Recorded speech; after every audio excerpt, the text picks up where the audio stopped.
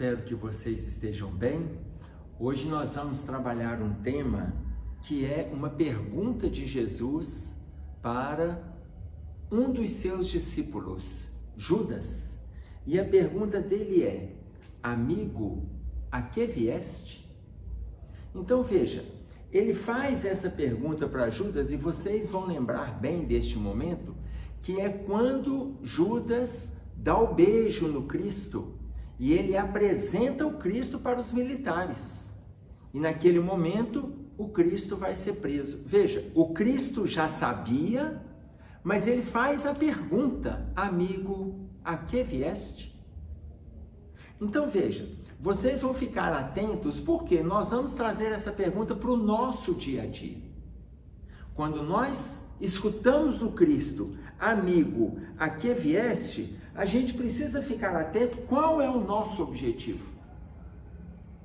Se a gente escuta essa pergunta do Cristo, o Cristo nos chamando de amigo e fazendo em meio a esta colocação, para que a gente veio? Aí eu pergunto, para que a gente está na casa espírita? Para que a gente está no templo católico ou protestante? A que vieste? Porque o título amigo, esse é o maior título que Jesus deu aos seus discípulos, quando ele os chama de amigos. Entretanto, nós vamos começar com esta perguntinha que é: amigo, a que vieste? Essa pergunta que nós vamos encontrar em Mateus, no capítulo 26, no versículo 50, essa pergunta que está em Mateus, no capítulo 26, no versículo 50, ela vai desencadear a nossa caminhada. Ela vai desencadear, inclusive, a nossa palestra. Por quê? Porque se ele pergunta para nós, amigo, a que vieste? Eu vou começar a avaliar a partir da nossa chegada na Terra. Qual é o objetivo da nossa encarnação? Qual é o objetivo? Quando nós falamos qual é o objetivo, eu estou fazendo referência ao Livro dos Espíritos, na pergunta de número 167. Por que a gente está aqui na Terra? Qual é o objetivo de chegarmos aqui na Terra? Veja, nós estamos desenvolvendo a questão de Jesus. Amigo, a que vieste? Para que a gente veio? Qual é o foco? Agora eu perguntando para vocês para que a gente encarnou, que a pergunta é essa: qual é o objetivo da encarnação? Eu perguntando isso para vocês, vocês estão tentando elaborar essa resposta. Para evoluir, para melhorar, para ajudar o próximo, Então veja, olha o que o Livro dos Espíritos vai trazer para nós. Qual é o objetivo da encarnação? Ele responde: expiação. Expiação. Quando nós falamos de expiação, nós estamos falando de sofrimento. Nós estamos falando de dificuldades. Qual é o objetivo da encarnação? Expiar. Se eu já nasci, eu vou passar por situações de dificuldades. Todos nós temos dificuldades. E aí, quando Jesus faz a pergunta, amigo, a que vieste? A gente pergunta para nós, por que a gente veio para a Terra? Mas o objetivo é melhorar, evoluir. Mas ainda que eu faça este movimento, anterior ao movimento de crescimento, eu passo também pelo movimento de dor, pelo movimento de sofrimento. Mas todo mundo sofre? Todo mundo sofre. Relata para nós Emmanuel: todas as criaturas sofrem no cadinho das experiências necessárias. O que Emmanuel está dizendo? Todo mundo tem dificuldades, mas poucos sabem sofrer como cristãos agradecendo a Deus. O que significa? Todos nós vamos passar pelo movimento expiatório. Todos nós. Então, se o nosso movimento não é, veja bem, não é de trair o Cristo, Nós vamos passar pela dor sem trair os ensinamentos que nós estamos recebendo. Nós vamos passar pelas dificuldades, objetivo da encarnação, sem trair a doutrina que a gente está assimilando. Nesse movimento de não trair, eu vou passar por um processo que é a questão da educação.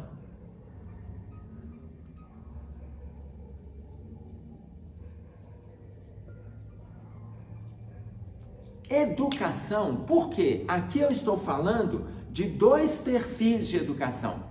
A educação na minha relação com o mundo, com as pessoas, a relação social. E eu estou falando do movimento autoeducativo. Então eu estou trazendo que para eu lidar bem com as questões do mundo, é importante que eu esteja educado. Educado no meu linguajar, educado nas minhas relações, educado nos meus pensamentos. Então veja, a palavra educação, ela vem do grego educiere. Educiere significa desenvolver um potencial. Mas nós podemos lembrar da professora, da mestra de Sócrates, ela se chamava Diotima. Diotima era sacerdotisa, mestra de Sócrates. Ela dizia que o trabalho do mestre é como o trabalho da parteira, trazer à luz a beleza escondida dentro da criatura humana. O trabalho do mestre, o trabalho do educador é como o trabalho da parteira, trazer à luz a beleza escondida dentro da criatura humana. Todo mundo tem algo para oferecer. Todo mundo tem algo para oferecer. Se todos nós temos algo para oferecer, o que nós estamos oferecendo? Se o trabalho do mestre é tirar a luz escondida dentro da criatura humana, conforme Diotima ensinou para Sócrates, como nós estamos lidando com a educação na relação com o outro e com a educação na relação conosco? Como nós estamos lidando? Traz esse perfil de educação para dentro da sua casa. Como que você está lidando na relação com a esposa ou com o marido, ou na relação com os filhos? Como que está funcionando isso dentro dos seus parâmetros de medição? Lembram daquelas palavrinhas mágicas que a gente aprendeu? Eu vou voltar lá atrás, que nós aprendemos alguns termos mágicos na infância, na escola ou em casa, que era muito obrigado, dá licença, me desculpe e por favor.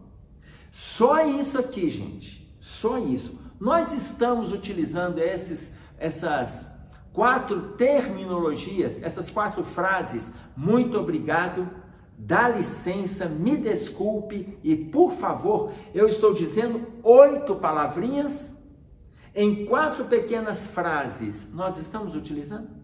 Imaginem vocês como que o mundo seria diferente se nós tirássemos essa concepção que eu estou trazendo aqui nos meus dedos, teoricamente, se nós tirássemos do nosso estado íntimo e transpusesse os muros da nossa casa e saíssemos para a via pública utilizando muito obrigado, dá licença, me desculpe, por favor. Vamos voltar com esses valores para dentro da nossa casa. Muito obrigado, dá licença, me desculpe, por favor. Nós estamos utilizando nas nossas relações familiares? Ou quando a gente pede alguma coisa, a gente ainda fala que não faz mais que obrigação. E se o outro demora, a gente vai lá e grita. Que tipo de comportamento nós estamos tendo? E eu volto na pergunta do Cristo: amigo, a que vieste?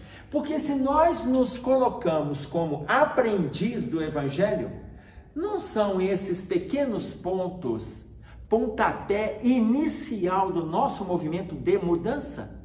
São ou não são? São pequenos pontos no movimento de mudança.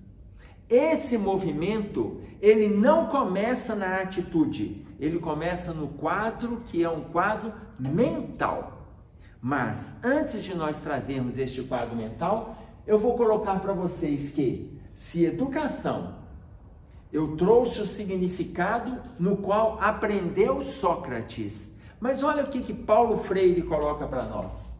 Que saber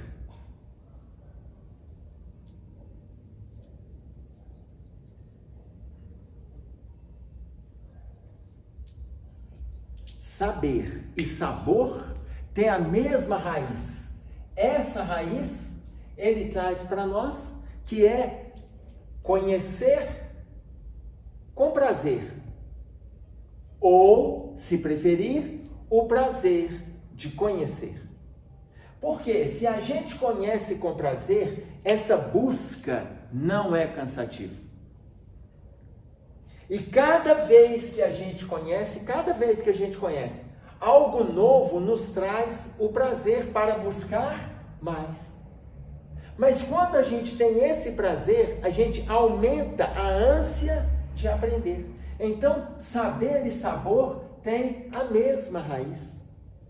Esse entrosamento que nós conseguimos perceber nessas duas terminologias, elas também resumem o que significa para nós educação. Ora, se nós estamos trazendo a educação, e eu coloquei para vocês de um quadro mental, a educação começa no nosso estado íntimo, ou seja, como que estão os nossos pensamentos. E os nossos pensamentos, eu estou falando agora da importância de nós nos envolvermos com uma dieta mental. Aqueles que estão envolvidos agora só com a comilança pensaram assim, gente, como é que o Emerson sai disso aqui e começa a falar da gula? Não, nem vou falar da gula. Dieta mental, como que está o seu pensamento? Nós temos dois tipos de pensamentos, temos ou não temos? Positivo e negativo. Se nós atendermos a demanda mental, nós vamos atender um quadro dietético. Eu não estou dizendo, olha, a pessoa que está fazendo dieta, ela tem que evitar o açúcar, ela tem que evitar a massa, ela está buscando saúde. Se ela está fazendo este movimento, ela tem que se proporcionar a uma dieta mental. Se ela está fazendo este movimento de dieta mental, ela tem que ter algo que se chama equilíbrio. E quando nós falamos de equilíbrio, nós estamos falando de uma situação aonde começa aqui, para se tornar permanente. Uma pessoa que começa a fazer algo apenas bucal, ela não se preparou. Vamos pegar um outro exemplo?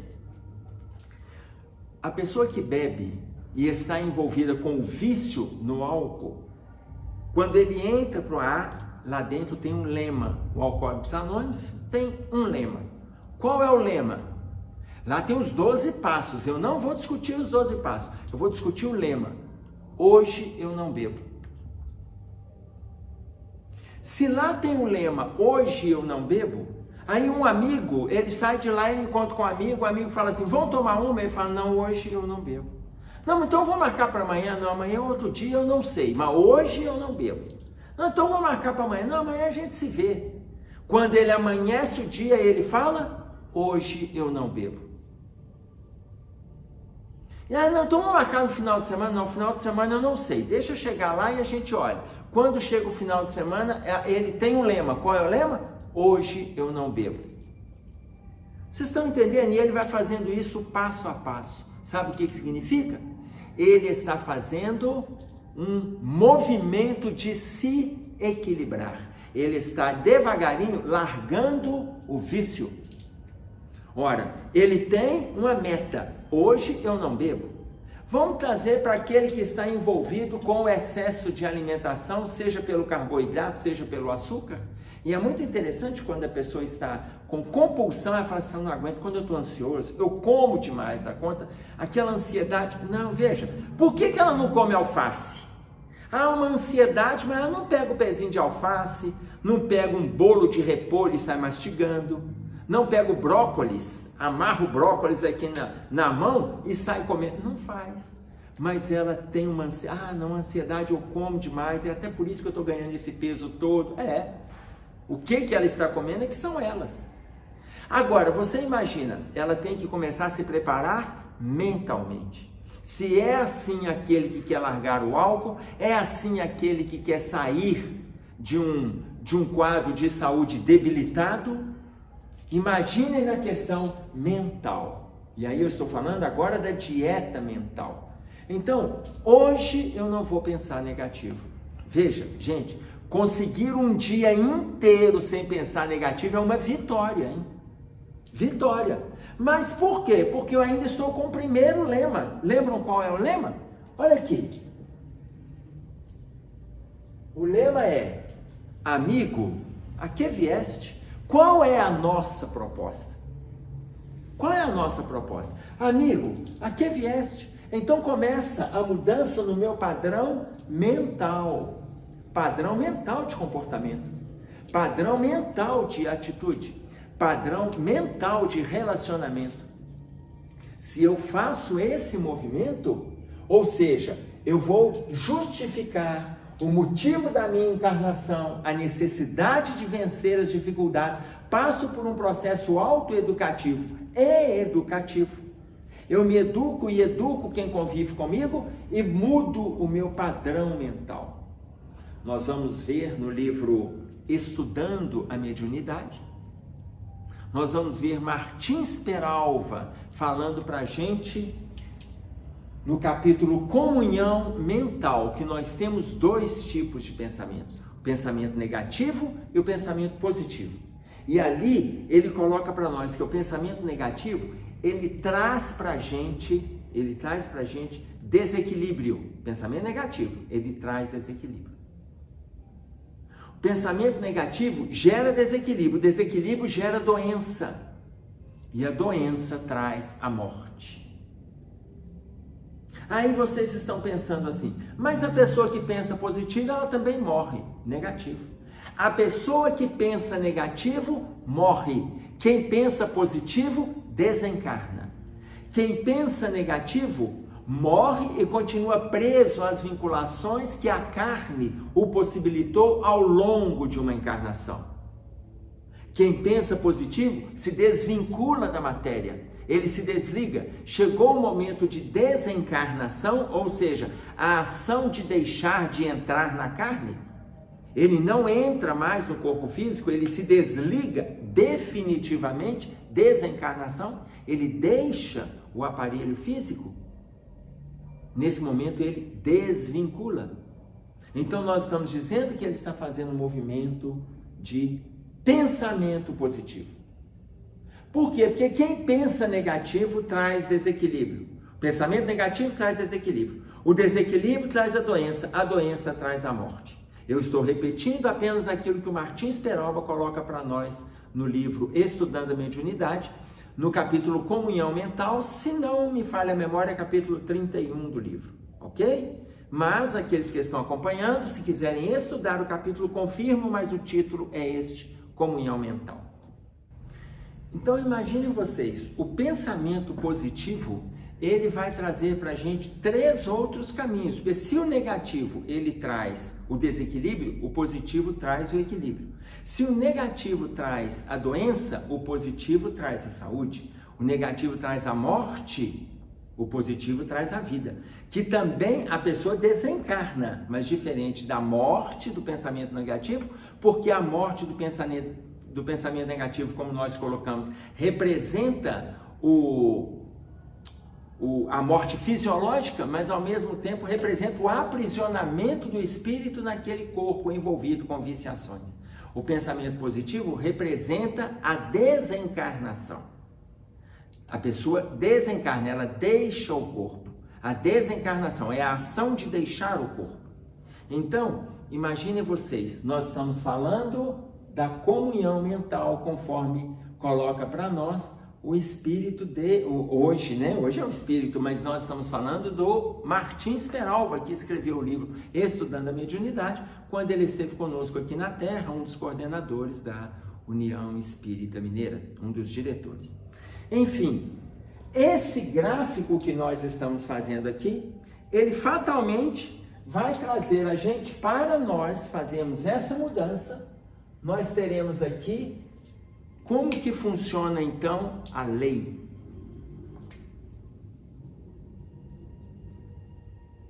E agora eu estou falando da lei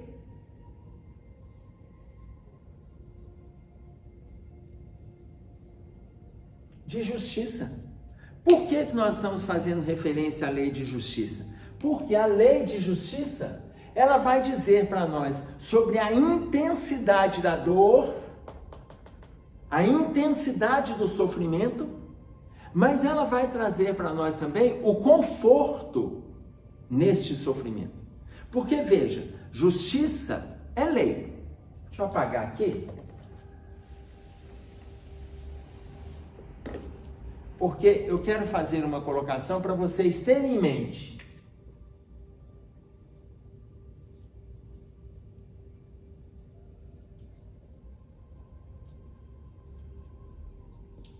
Justiça é lei, e a lei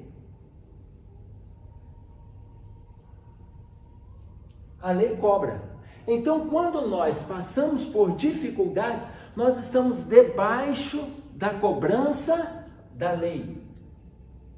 Mas a justiça, com misericórdia,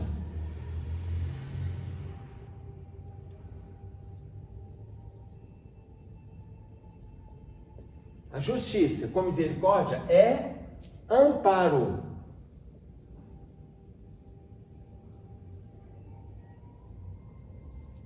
E o amparo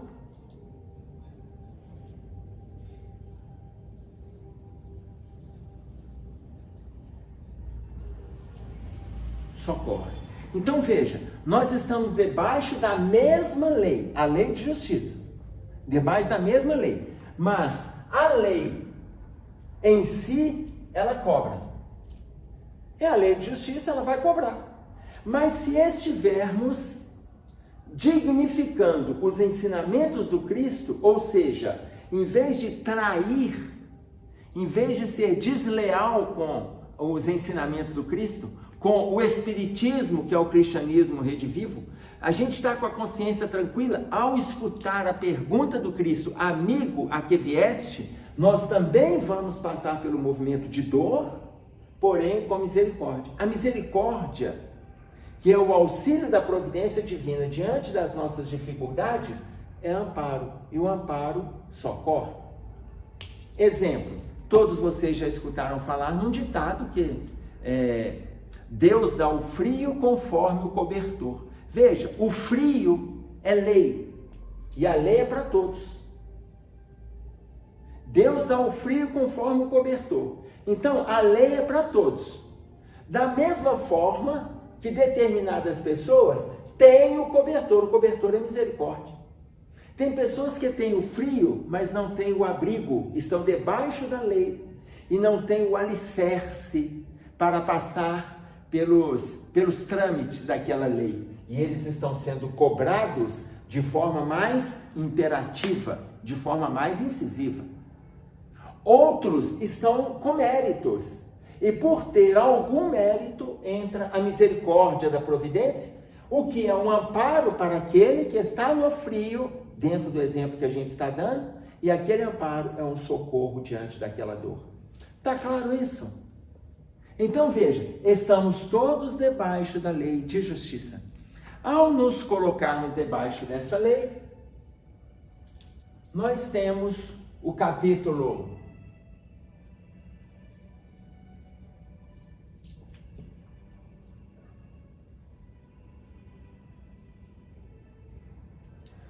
no capítulo 12, no versículo 35, esse 5 aqui ficou assim diferente, né? No capítulo 12, no versículo 35, João, ele coloca para nós assim: andai enquanto tendes luz. Se ele coloca andai enquanto tendes luz, veja, o que é a luz para nós? O que é a luz? Nesse movimento que nós estamos colocando de justiça, eu colocando para vocês o que é a luz, eu sei que vocês estão pensando assim na caridade, no conhecimento, nas virtudes, nas oportunidades. Andai enquanto tendes luz. Todos nós temos alguma luz. Mas quando eu pergunto para vocês me falarem, é caridade, a fé, o conhecimento, o trabalho, a obediência, a vigilância, a disciplina, a solidariedade. Não, gente. Por quê? Porque nós não temos todos esses valores alicerçados em nós, não. Nós estamos lutando nessa conquista para justificar por que o Cristo nos chama de amigo. Se nós vamos traí-lo com um beijo ou se nós vamos ser trabalhadores fiéis da tua seara. Então, andai enquanto tendes luz. Existe uma luz que todos nós temos, invariavelmente, que se chama dor. Todos nós temos essa luz, que é o que nos mobiliza a caminhar, é a dor. O que nos traz para um caminho de aprendizado, de luta, de crescimento, de melhora, é a dor. Ah, Emerson, mas muitas vezes sofrendo, aparece a indignação, a revolta, o mau humor, a indisposição, a preguiça, o desânimo, a apatia. É verdade. Aí eu volto na questão dos pensamentos. Quando a gente está em sofrimento, isso vai aparecer sim. Mas eu vou dar vida, eu vou vitalizar, eu vou sensibilizar o meu lado positivo ou negativo? Porque o negativo vai aparecer para todos. Imagina você com uma dieta mental, amanhecer e ficar o dia inteirinho só pensando positivo. Que beleza que vai ser no dia seguinte. Quando você lembrar que você não pensou nada de negativo. Nada, absolutamente nada. Nem no seu relacionamento afetivo, conjugal, fraternal, social, profissional, espiritual, o seu relacionamento consigo, mental. Você só pensou positivo. Olha, você fez uma dieta absolutamente saudável. Você foi tirando, filtrando, a ponto de não pensar nada negativo naquele dia. Ah, mas a dor? A dor veio. Só que você deu conta de fazer aquilo que o Emmanuel coloca para nós. Poucos sabem agradecer, como cristãos, o movimento da dor. Poucos sabem agradecer. Mas todo mundo tem dor. Tanto que a fala do Cristo é assim: andai enquanto tendes luz, para que as trevas não te apanhem. Por quê? Porque enquanto a gente tem dor, vamos caminhar, vamos correr, vamos caminhar. Eu estou colocando para você, enquanto a gente tem dor, se nós nos atentarmos para o Evangelho segundo o Espiritismo, no item os últimos serão os primeiros, se eu não me engano está no capítulo 20, que é os trabalhadores da última hora, os últimos serão os primeiros. O espírito de Constantino, ele coloca para nós assim: aproveitai o tempo que vos resta. Aproveita o tempo que te falta. Quanto tempo falta? Nós estamos entrando efetivamente na regeneração. Veja bem, o Chico pergunta para o Emmanuel no livro Plantão de Respostas: quando é que nós devemos entrar efetivamente no mundo de regeneração? O Emmanuel disse para ele assim: por volta do ano 2057. Uma transição demora aproximadamente 200 anos. Por volta do ano 2057, estamos aproximadamente entre 30 e 40 anos de entrarmos efetivamente na regeneração. Quando Emmanuel fala por volta, pode ser em 2048, pode ser em 2063, vai depender do nosso movimento íntimo. Cada um fazer o seu movimento, cada um extrapolar esse movimento nas suas relações para entrarmos efetivamente na regeneração com pensamento saudável, debaixo de uma lei de justiça, onde passamos por dificuldades, vivenciamos a dor, mas superamos os obstáculos. Está claro isso? Então, andai enquanto tendes luz, por quê? Andai enquanto tem dor, para que as trevas não te apanhem. Olha a fala de Jesus, para que as trevas não te apanhem. Mas se nós entrarmos numa comunhão mental com o negativo, as trevas nos apanham. E se as trevas nos apanharem, aí olha a fala de Jesus, pois quem anda em trevas não sabe para onde vai. Aí o que ele está dizendo? Ele está dizendo que a gente pode se perder diante da vitalização que a gente deu para o movimento de dor, pensamento negativo, revolta por não concordar com aquilo que a lei de justiça está empenhando para nós. Entretanto, ela está empenhando em cima do nosso mérito, é a nossa necessidade. Precisamos de passar por ela. Mas lembra do gráfico que eu tinha feito aqui. Podemos passar pela lei de justiça com misericórdia ou sem misericórdia. Se for com misericórdia, é ótimo. Por quê? Porque é amparo e o amparo socorre. Mas se for sem misericórdia, é a lei implacável. E a lei implacável, ela cobra. Tá claro isso para vocês? Vamos continuar no nosso gráfico? E aí, nós vamos partir para, olha, andai enquanto tendes luz, para que as trevas não te apanhem, pois quem anda em trevas não sabe para onde vai. Ok, para nós nos livrarmos do movimento trevoso que caminha conosco, nós precisamos de uma atitude absolutamente simples, que nós vamos encontrar em O Livro dos Espíritos, na resposta da pergunta 919, quando Santo Agostinho explica para nós o conhece-te a ti mesmo. E aqui, o texto, gente, eu gostaria depois que vocês pegassem com calma o texto e aprofundassem nele. Aprofundem no texto. Por quê? Porque quando ele faz várias colocações a respeito do autoconhecimento, ele também traz 4 questões que a gente tem que andar com elas na cabeça. A primeira todo mundo vai lembrar porque ela é muito falada dentro do movimento espírita.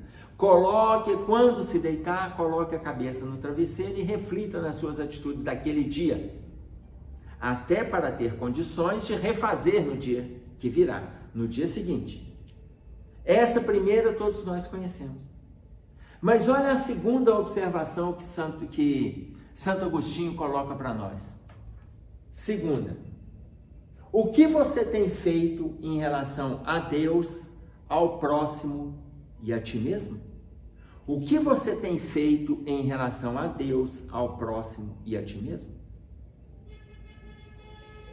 Se avalia. Terceira observação. Se atente para o que as pessoas dizem a seu respeito, mas se preocupe com a fala dos inimigos, porque é provável que os inimigos tenham razão, porque os inimigos não têm nenhum motivo para te agradar. Tá claro isso? Se atente para o que as pessoas dizem a seu respeito, mas se preocupe mais com a fala dos inimigos, porque eles não têm nenhum motivo para te agradar. Ele é seu inimigo. De repente, ele é quem vai te colocar verdades que elas são tão imperativas, elas são tão cabais, que você vai entrar em choque consigo mesmo e vai fazer uma autoavaliação. Essa frase do inimigo, ela pode ter mais valor do que o tapinha do amigo que vem batendo no seu ombro há 5 anos. Mas ele não te revela. Ele não te revela para você mesmo. Então veja, essa é a terceira observação. Mas olha a quarta. Se Deus resolvesse te chamar esta noite, o que você tem para apresentar a Deus? Veja, eu gostaria que vocês lessem todo o comentário de Santo Agostinho. Mas olha as reflexões que ele pede, as 4 reflexões que ele pede para a gente. Tem mais, gente. Se vocês lerem com uma acuidade mental, com uma atenção focada, vocês vão ver a profundidade com que Santo Agostinho trata para nós. Tudo isso, o autoconhecimento. Então, o autoconhecimento me ajuda a me libertar da dor. Me ajuda a libertar, inclusive, as outras pessoas. Porque se eu me ajudo, eu ajudo. Mas se eu não me ajudo, como disse Jesus, como pode um cego guiar outro cego? Se eu não me ajudo, como eu posso fazer pelo outro?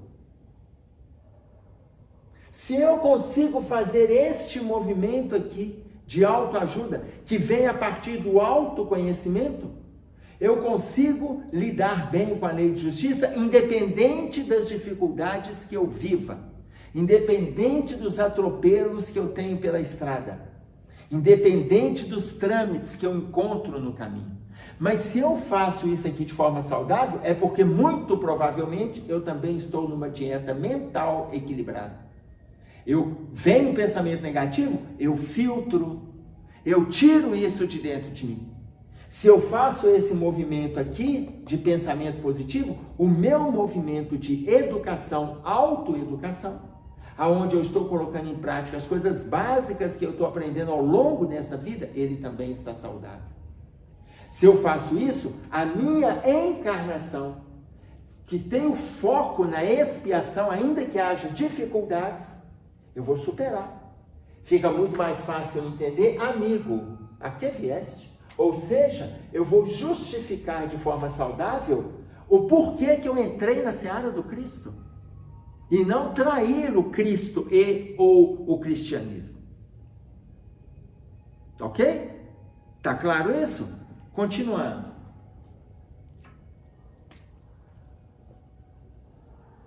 Se eu aprendo, lembra que eu falei com vocês, eu parto para uma situação aqui, aonde eu tenho que me envolver também com as relações sociais. Ora, ou seja, eu estou colocando para vocês agora que o Livro dos Espíritos, ele coloca para a gente na questão de número 766, que a vida social está na natureza. Ora, esse autoconhecimento aqui, ele precisa ser empregado de alguma forma. Ele não pode ser feito só para mim. Ele não pode ser feito só para mim. Ele tem um foco, ele tem um objetivo. A vida social está na natureza. Se a vida social, ela está na natureza, a vida social, gente, ela não está lá na natureza. Ela está aqui nessa natureza. Eu não estou falando da natureza social. Nesse momento, eu estou falando da natureza fisiológica, da natureza biológica. Eu estou falando desta natureza. Imaginem vocês, o encontro de 2 células do espermatozoide com o óvulo. 2 células. Nós temos,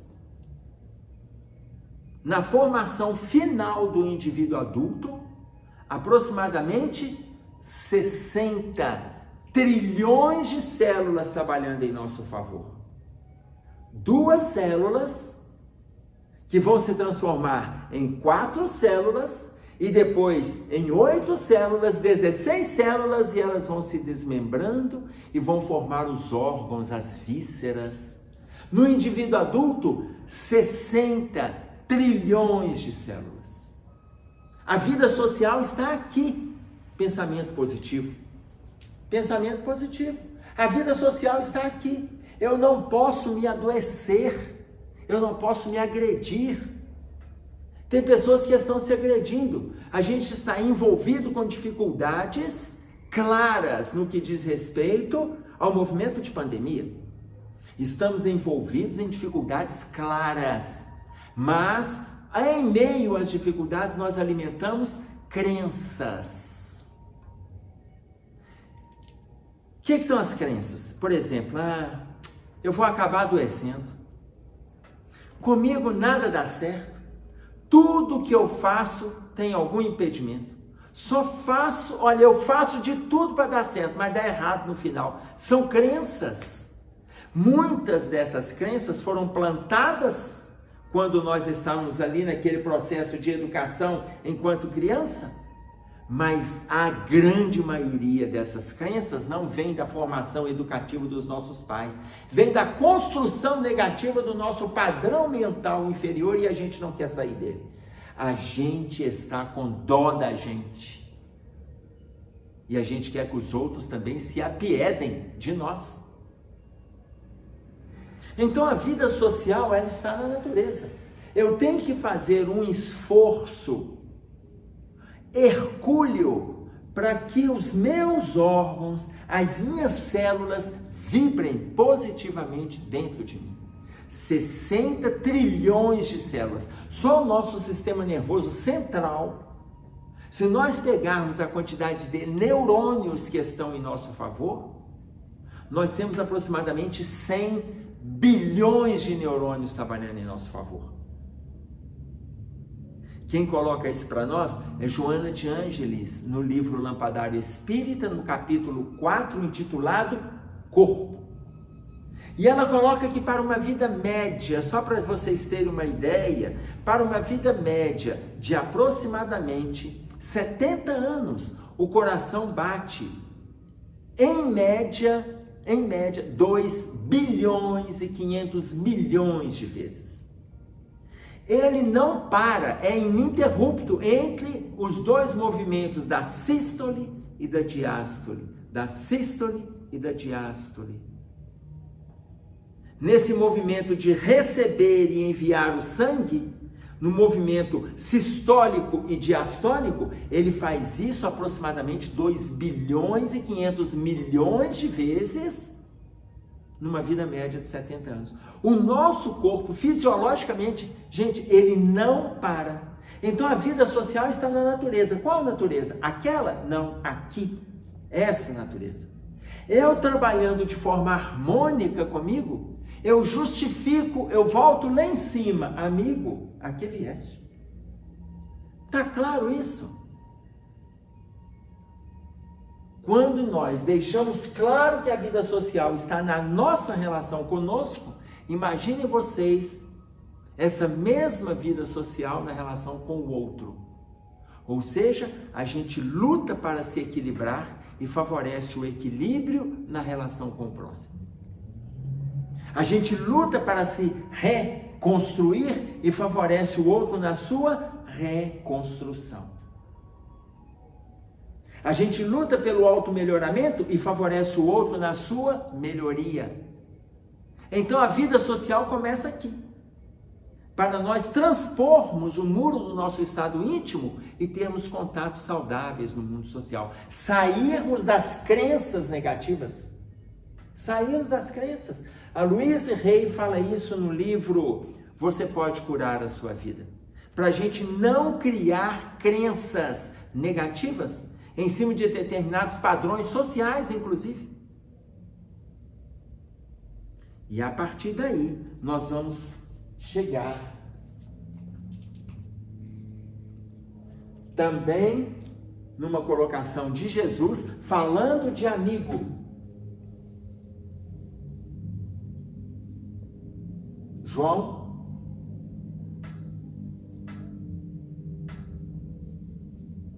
capítulo 15, versículo 15. Já não vos chamo de servos, porque um servo não sabe o que faz o vosso Senhor. Olha que bacana isso. Já não vos chamo servos, porque um servo não sabe o que faz o vosso Senhor. Tenho-vos chamado amigos, porque tudo quanto ouvi de meu Pai vos tenho feito conhecer. Então, olha que interessante. Tenho-vos chamado amigos, porque tudo quanto ouvi de meu Pai vos tenho feito conhecer. Ele trouxe para a gente tudo que ele conhece da divindade. O amigo é o maior título que ele deu para os seus discípulos. Amigo. Capítulo 15, versículo 15 de João. Se ele deu esse título para eles, imaginem vocês em que lugar eles estão nos colocando. Agora, como trabalhadores da seara do Cristo, voltando ao capítulo 20 do Evangelho segundo o Espiritismo, os trabalhadores da última hora. Os trabalhadores da última hora.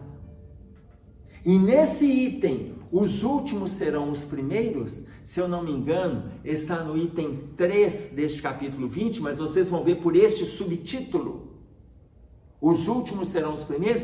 Ele coloca: já vieram Moisés e os profetas, vieram os apóstolos, vieram os sábios, vieram os filósofos, vieram os sacerdotes, e agora é hora do movimento dos espíritas. Olhem em que lugar nós fomos colocados. Olha que lugar nós estamos. Já vieram Moisés e os profetas, vieram os apóstolos, vieram os sábios, vieram os sacerdotes, e agora é hora dos espíritas, de nós colocarmos em prática o título que Jesus nos dá, amigo. Já não vos chamo servos, porque um servo não sabe o que faz o vosso Senhor. Tenho-vos chamado amigos, porque tudo quanto ouvi de meu Pai vos dei a conhecer. Mesmo que a gente ainda traia a confiança do Cristo, isso é muito significativo. Mesmo que a gente traia a confiança do Cristo, como aconteceu, olha a pergunta do Cristo para Judas. Mesmo que a gente traia a confiança, ele ainda nos chama de amigo. Ele sabia que Jesus sabia que Judas iria vendê-lo com aquele beijo. Ele sabia, e ele recebe Judas: amigo, a que vieste? Então, é claro que o que nós estamos trazendo aqui, nós temos ainda em matéria de aprofundamto muito para trazer. Mas não se contentem com as observações que a gente está trazendo. Vocês estão notando que eu vou trazendo referências. Utilizem as referências para o aprofundamento de estudo de vocês. Utilizem as referências para vocês melhorarem essa postura íntima, para nós dignificarmos o título que Jesus nos nomeia. Mas não se contentem, não por aquilo que eu estou trazendo, não se contentem com palestra, com exposição de ninguém. Aprofundem, utilize sempre aquilo que o outro trouxer como mola propulsora do seu desejo de melhorar, do seu desejo de aprender, de crescer. Utilize apenas como referência, mas não se acomode. Por quê? Porque se nós acomodarmos, se nós alimentarmos a preguiça, o desânimo, a apatia, nós estaremos traindo Cristo com o título que Ele nos deu de amigo. Mas se nós exercitarmos tudo o que estamos estudando e aprendendo, nós saberemos justificar a pergunta: por que nós viemos? Eu espero que tenha valido a pena as reflexões que nós trouxemos para vocês. Um abraço a todos, fiquem com Deus, é isso aí.